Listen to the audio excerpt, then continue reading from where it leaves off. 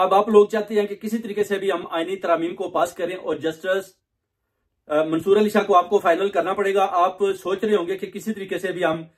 काजी फायज ईसा को फाइनल करें और उसको एक्सटेंशन दें, जो मंजूर नहीं है। किसी भी ओवरसीज कम्युनिटी, किसी को भी ये बात मंजूर नहीं है, बल्कि आपके बयानिए के साथ हमारा बयानिया नहीं मिलता। इसलिए आपको बार बार चैलेंज किया जाता है, इस हुकूमत को भी चैलेंज किया जाता है कि जनाब आप ये जो काम कर रहे हैं ये गैर आईनी है, आप पीछे हट जाएं, खान साहब को रिलीज करें। खान साहब के खिलाफ ये जो आप आईनी तरामीम लेकर आए हैं, जिसमें आप मौलाना फजलुर रहमान के बगैर भी आप कह रहे हैं कि हम जनाब गेम डाल देंगे। गेम आप क्या डाल देंगे? ये गैंग ऑफ 3 को भी बार बार पैगाम देते हैं कि आप पीछे हट जाएं, ना आपको एक्सटेंशनें मिलेंगी, ना आपको किसी सूरत का फायदा होगा आईनी तरामीम बनाने में। आपको पता है कि इस आईनी तरामीम की मुखालफत कौन कर रहा है? इस आईनी तरामीम की बेसिकली मुखालफत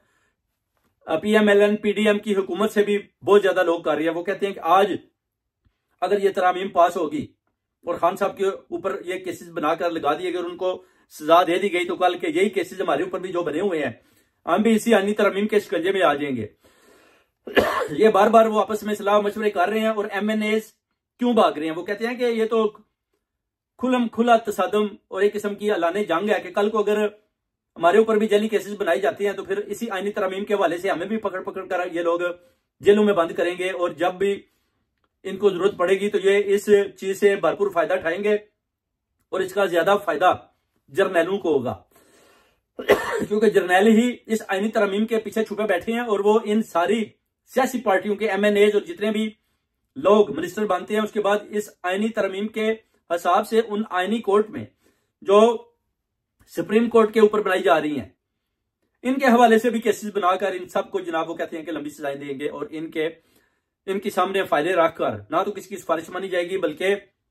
जो पुराने लोग चोरियां और डाके डाल भी चुके हैं, जिसमें नवाज शरीफ, शहबाज शरीफ, आसिफ अली जरदारी और यूसुफ रजा गिलानी के अलावा और बहुत ज्यादा लोग हैं जो शामिल है, जिनको वो कहते हैं कि बाद में गिरफ्तारियां इन पर भी की जा सकती है, इनकी गिरफ्तारी, और इनको भी आईनी तरमीम के अलावा इसी आईनी कोर्ट में खड़ा करके इनको भी सजाएं दे सकते हैं। अभी तो ये मजे ले रहे हैं, मगर जब ये PTI का अंजाम देखेंगे, या जैसे कि खान साहब के ऊपर इतने केसेस बनाकर उनको आईनी तरमीम के हिसाब से सजाएं देना चाहते हैं, उन सजाओं से डरते हुए इन लोगों की भी बोलती बंद हुई है। ये तो जनाब जबरदस्ती आईनी तरमीम पास करवाना चाहते हैं, हम तो करना भी नहीं चाहते, कुछ लोगों का ये भी ख्याल है। मगर खान साहब इस गैर आईनी फैसले के भरपूर मुखालफत कर रहे हैं और अपनी क़यादत को बार बार पैगाम दे रहे हैं कि अपने MNAs को आपने इस आईनी तरमीम का हिस्सा नहीं बनना, मगर इनके MNAs को बड़ा डराया जा रहा है। 70 करोड़ इनको ऑफर दी जा रही है कि आपने जनाब किसी तरीके से भी काजी फायज ईसा को जो है ना आपने कामयाब करवाना है। अब काजी फायज ईसा जो है ना, अभी तक देखें कितने थोड़े दिन रह गए हैं, 2 वीक रह गए हैं, 13 दिन रह गए हैं, तो काजी फायज ईसा अभी तक भी उधर है। किसी किस्म का नोटिफिकेशन नहीं दिया गया कि काजी फायज ईसा जा रहा है या अपना जस्टिस मंसूर अली शाह साहब आ रहे हैं। कोई ऐसा नोटिफिकेशन पास नहीं किया गया, ना ही इस तरह का कोई पैगाम दिया गया, ना ही कोई ऐसा फेवरल डिनर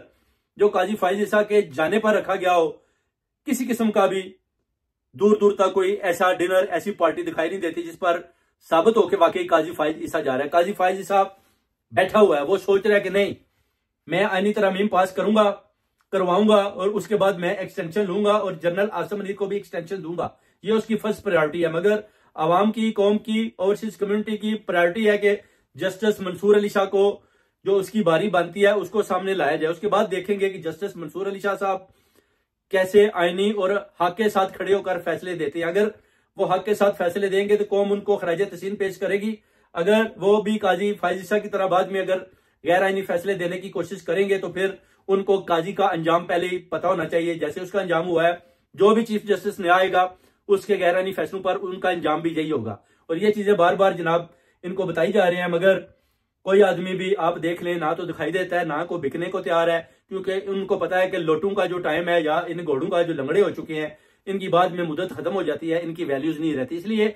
सब MNA अपनी अपनी इज्जत बचाकर अपने ऊपर जुल्म तो बर्दाश्त कर रहे हैं, मगर छुपे बैठे हैं उस मौके की तलाश में। जब भी आईनी फैसले के लिए बुलाया जाएगा कि वोट डाले, तो हम आकर अपनी पार्टी यानी PTI या खान साहब के हक में वोट डालें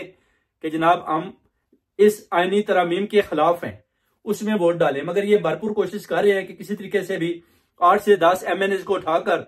एक तरफ रख लिया जाए और उनसे जबरदस्ती उन पर तशद्दुद और जुल्म करके उनसे जबरदस्ती वोट जो है पीडीएम की हुकूमत को डाला जाए और पीडीएम की हुकूमत सारे मिलकर काजी फाइज ईसा के हक में वोट डालें और बाद में ये सारे मिलकर जनरल आसिम मुनीर की एक्सटेंशन के लिए भी वोट डालें। ये अभी इनका मनसूबा सामने आ गया, मगर ये चाहते हैं कि इससे पहले हम इमरान खान का जो है ना इसका किसी तरीके से खात्मा कर दें, क्योंकि वो कहते हैं कि रोज शेलिंग हो रही है, डी चौक में धरने होते हैं, लोग आते हैं, वही शेलिंग होती है। अगर हम खान साहब की वो एडवाइस दे रहे थे अपना मियां नवाज शरीफ जनरल आसिम मुनीर को कि अगर आप खान साहब को रास्ते से हटा देते हैं तो जनरल साहब यही एक्सटेंशन होगी, यही शेयरिंग होगी और यही थोड़ी बहुत ही लड़ाई झगड़ा होगा, उसके बाद काम ठंडा पड़ जाएगा। वो कहते हैं बेनजीर का भी हाल देख लें कि जैसे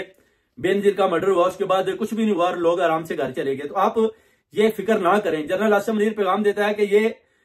वो वाला दौर नहीं है, ये 2024 है। अगर खान के साथ कुछ होगा तो आपको पता होना चाहिए कि पूरी आवाम सड़कों पर आकर पूरे पाकिस्तान पर कब्जा हो जाएगा। एक किस्म का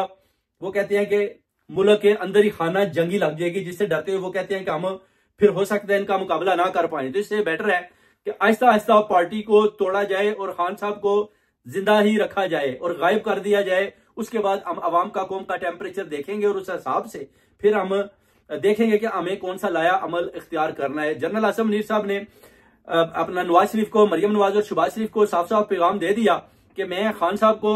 इस तरीके से रास्ते से नहीं हटा सकता, क्योंकि पूरी कौम ओवरसीज कम्युनिटी मुझे जुर्मदार साबित करेंगे। इसलिए मैं ऐसा गैर आईनी इकदाम नहीं उठा सकता, क्योंकि इसमें बहुत ज्यादा जर्नैल हैं, वो भी मेरे खिलाफ हैं, बहुत ज्यादा कोर कमांडर हैं, वो भी मेरे खिलाफ हैं। और वो कहते हैं कि अगर आपने खान साहब की जान लेने की कोशिश की तो फिर आप समझ लें कि हम आपकी जो हुक्मदुली है वो करेंगे, आपकी बात नहीं मानेंगे, बल्कि आपको बार बार पैगाम देते हैं कि आप खान साहब के साथ ना इंसाफी ना करें, आप अपनी जाती लड़ाई ना लड़ें, बल्कि आप सियासी तौर पर देखें कि कौन जीता कौन हारा, और आप कोशिश करें कि आप इमरान खान के साथ एक पेज पर आकर इस मुल्क को बचाने और इस मैशत को ठीक करने और लोगों के जो मसाइल हैं उनको हल करने में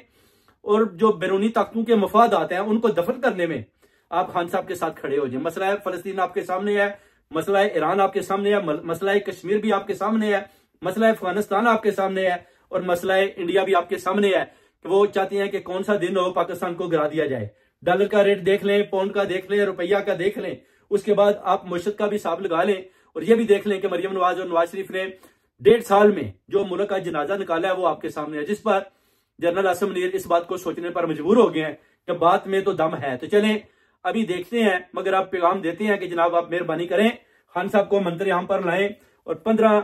अक्टूबर को जो डी चौक की तरफ एहतजाज लोगों के काफिले आ रहे हैं उन पर जुल्म ना करें, बल्कि मोहसिन नकवी को भी पैगाम देते हैं कि आप बाज आ जाएं। बार बार ऐसे गैर आईनी और ये जो जबरी